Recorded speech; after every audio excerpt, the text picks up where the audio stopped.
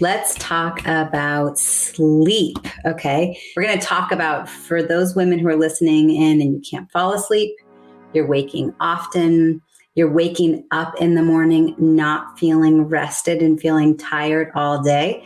I have lots of solutions for you. I'm going to get into it today. So for those of you that feel like you need coffee or caffeine to make it through your day, if you feel groggy, slow, mentally blur, sometimes even downright toxic, this is definitely a conversation for you. Maybe you toss and turn, maybe you've got young children, puppies, you're breastfeeding, whatever it may be. If you're one of those that's waking between the 1 and 4 a.m. mark, particularly if you're right around age 35 to 55 in that range, that is often, if you wake up during that time and you feel like mentally wired, but physically exhausted, that tells me two things. Number one, your adrenals need some love. Number two, we need to really help you with blood sugar management throughout the day, okay?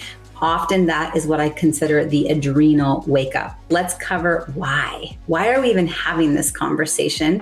For those of you that maybe are more motivated to make change if you understand the value of sleep. Okay. Sleep is when you go bigger and stronger and smarter. So ideally what we're looking for is 8 to 9 hours a day. There's all different ways to get there. Some of you might be going, there's no way. I work, I have children, whatever excuses are there. First of all, I want you to just take a pause. The excuses are just a story that we're telling ourselves. There's always possibility, okay? So research shows that 6 hours or less of sleep can actually increase dehydration, okay? So maybe that's another reason why in the morning we wake up feeling so groggy, so exhausted, constipated, even toxic. 6 hours or less, research has shown a cortisol increase by as much as 50 to 80%. We want our cortisol to naturally go up in the morning to prepare us for the day. We, of course, need to be able to have fight, flight, or freeze in the times that it's important. The other thing is weight loss, we know can be, they say is 80% associated with what you're putting in your mouth. Okay. So that means the other 20% is how you're moving your body and also how you are sleeping. Okay. If you sleep less, research shows that you will weigh more. Okay, sleeping less than 7 hours a night not only has been shown to increase rates of obesity, but also increases people's cravings for unhealthy snacks. So what else? Sleep deprivation leads to temporary insulin resistance, which then triggers the body to store more fat.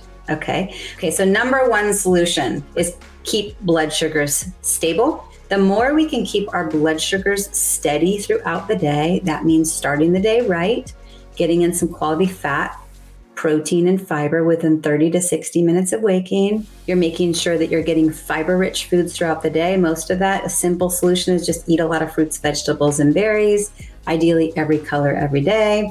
Whenever you sit down to eat, look at your plate. Is half of it coming from the produce world? Awesome. Number two, you might not like to hear this. Keep caffeine to a minimum or even none. I know you think that you need your caffeine because you're so exhausted from not sleeping, but you're in kind of a bit of a self-fulfilling prophecy. The caffeine is part of the problem that's affecting your sleep that night.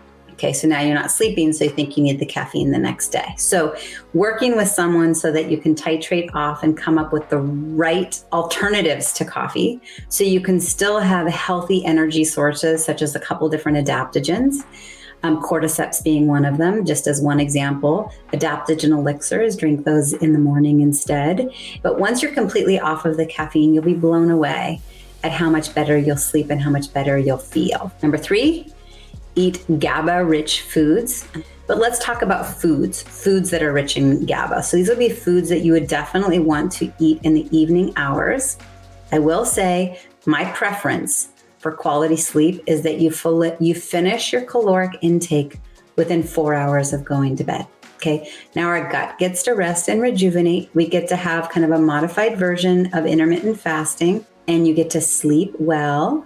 Getting into REM sleep is the only time your brain gets to rest and rejuvenate, okay? So number four, keep alcohol to a minimum.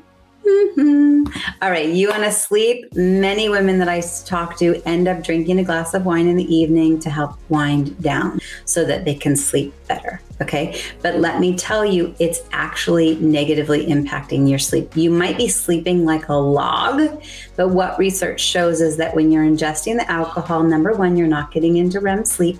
Number two, your liver is now having to process that extra alcohol and is so busy that it's limiting your access to REM sleep. And now your brain and your liver are too busy. Okay. Plus, it's going to increase dehydration. Okay. So now you're dehydrated. So you wake up even more exhausted with even more brain fog and feeling more toxic.